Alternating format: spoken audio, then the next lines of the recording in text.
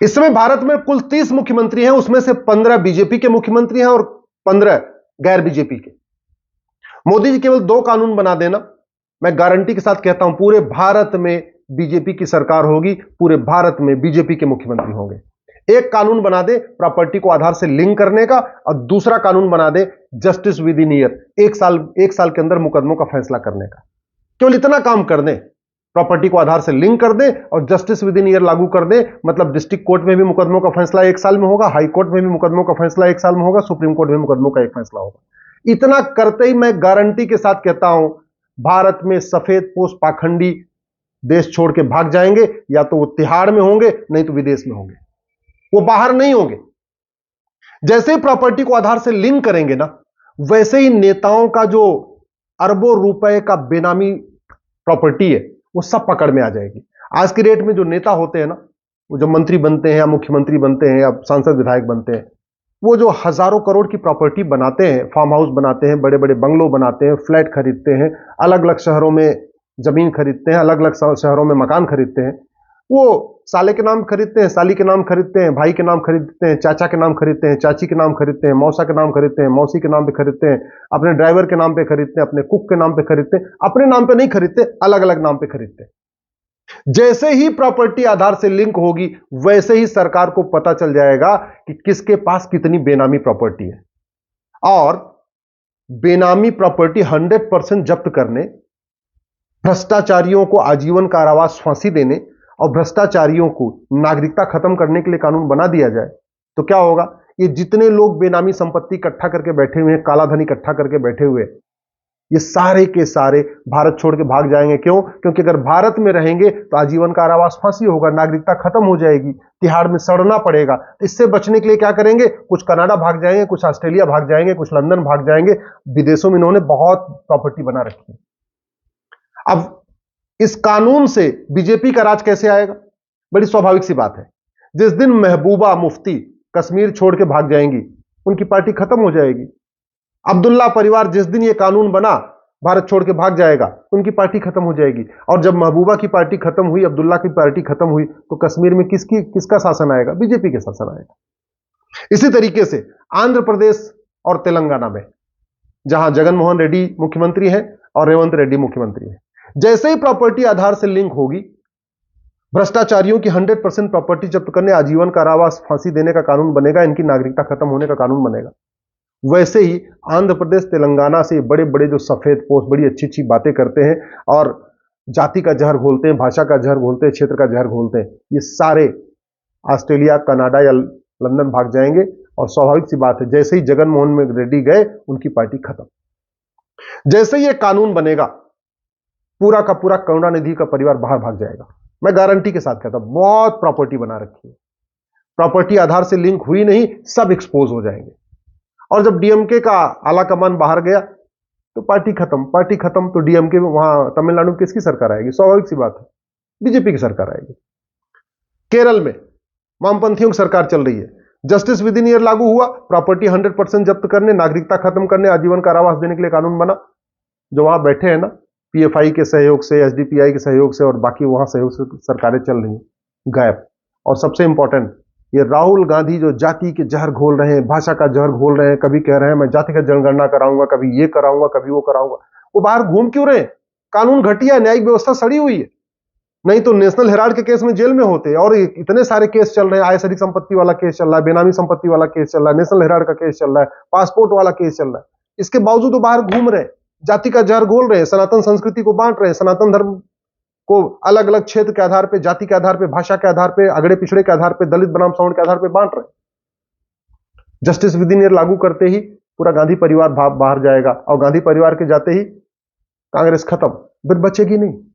उत्तर प्रदेश में अखिलेश यादव जो पीडीए बना के अगड़े पिछड़े के आधार पर बांटने की कोशिश कर रहे हैं, दलित बनाम सवर्ण कर रहे हैं, मैं गारंटी के साथ कहता हूं, जिस दिन प्रॉपर्टी आधार से लिंक हुई, भ्रष्टाचारियों की 100% प्रॉपर्टी जब्त करने, आजीवन कारावास देने, नागरिकता खत्म करने के लिए कानून बना। यूपी में जो घूम रहे हैं ना सफेद पोस्ट, ये सारे विदेश भाग जाएंगे। ये सब इसलिए बैठे हुए हैं क्योंकि प्रिवेंशन ऑफ करप्शन एक्ट महाघटिया है, आज तक किसी भ्रष्टाचारी को ना आजीवन कारावास हुआ, ना फांसी हुई, ना नागरिकता खत्म हुई। क्योंकि ये जो बेनामी प्रॉपर्टी एक्ट है महाघटिया है। आज तक बेनामी लेन देन करने वाले को, बेनामी प्रॉपर्टी रखने वाले को न किसी को आजीवन कारावास हुआ, ना फांसी हुई, ना नागरिकता खत्म हुई। ये मनी लॉन्ड्रिंग का केस, ये मनी लॉन्ड्रिंग कानून महाघटिया है, क्योंकि आज तक हवाला कारोबारी को न सजा हुई, न फांसी हुई। केजरीवाल का मुकदमा भले चल रहा है, लेकिन मैं कह रहा हूं न हवाला कारोबार से, हवाला से जिसने फंडिंग किया उसको आजीवन कारावास फांसी होगा, न केजरीवाल को आजीवन कारावास फांसी होगा, क्योंकि इसमें ऐसी कोई व्यवस्था है ही नहीं, इसमें ऐसी कोई सजा ही नहीं है। ये काला धन वाला कानून है। कितने लोगों का काला धन पकड़ा गया, कितने लोग, किसी का 400 करोड़ पकड़ा गया, किसी का 500 करोड़ पकड़ा गया, रांची में पकड़ा गया, तमिलनाडु में पकड़ा गया, बिहार में पकड़ा गया।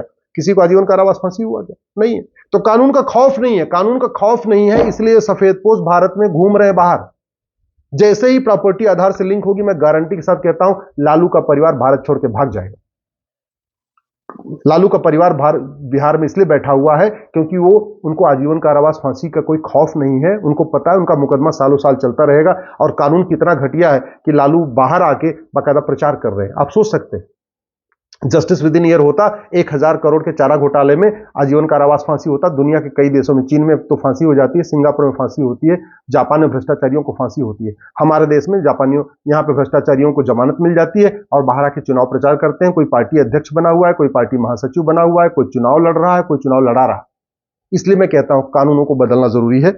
अगर कानून बदल दिया जाए तो बंगाल में बीजेपी का राज होगा, कानून बदल दिया जाए तेलंगाना में बीजेपी का राज होगा, कानून बदल दिया जाए तमिलनाडु में बीजेपी का राज होगा, सिक्किम में भी बीजेपी का राज होगा, पंजाब में भगवंत मान जहां आम आदमी पार्टी की सरकार चले, मैं गारंटी के साथ कह रहा हूं, जस्टिस विद इन ईयर लागू कर दिया जाए, प्रॉपर्टी को आधार से लिंक कर दिया जाए, पंजाब में भी बीजेपी का राज होगा, नागालैंड में भी बीजेपी का राज होगा, मेघालय मिजोरम में भी बीजेपी का राज होगा, केरल में भी बीजेपी का राज होगा।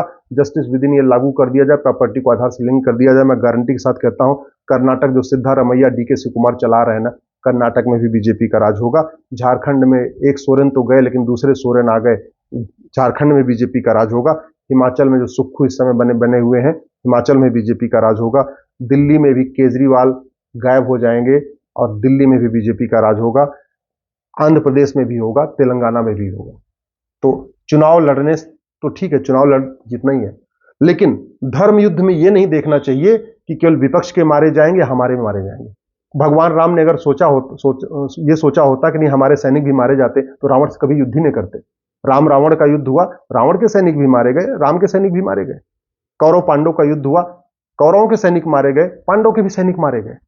धर्म युद्ध में कभी ये नहीं देखते कुछ हमारे मारे जाएंगे। हाँ, स्वाभाविक सी बात है, प्रॉपर्टी को आधार से लिंक करने का कानून बनेगा, भ्रष्टाचारियों को आजीवन कारावास फांसी देने का कानून बनेगा, नार्को पॉलीग्राफ ब्रेन मैपिंग कानून बनेगा, जस्टिस विद इन ईयर लागू हो जाएगा, तो बीजेपी में भी कुछ लोग जाएंगे, बीजेपी के कुछ लोगों को भी तिहाड़ जाना पड़ेगा। अगर जाना पड़ेगा तो जाना पड़ेगा। अपने चंद चोरों को बचाने के लिए सामने लुटेरों को अगर छोड़ दिया जाए, ये मैं इसको ठीक नहीं मानता। अगर अपने 2-4 मुर्गे जाएंगे तो जाएं, लेकिन सामने के बाज तो खत्म हो जाएंगे। ये धर्म युद्ध है। इसलिए मैं मोदी जी से निवेदन करता हूं, प्रधानमंत्री से निवेदन करता हूं, आप पुलिस रिफॉर्म करिए, जुडिशियल रिफॉर्म करिए, इलेक्शन रिफॉर्म करिए। आप 1 नेशन 1 पुलिस कोड लागू करिए।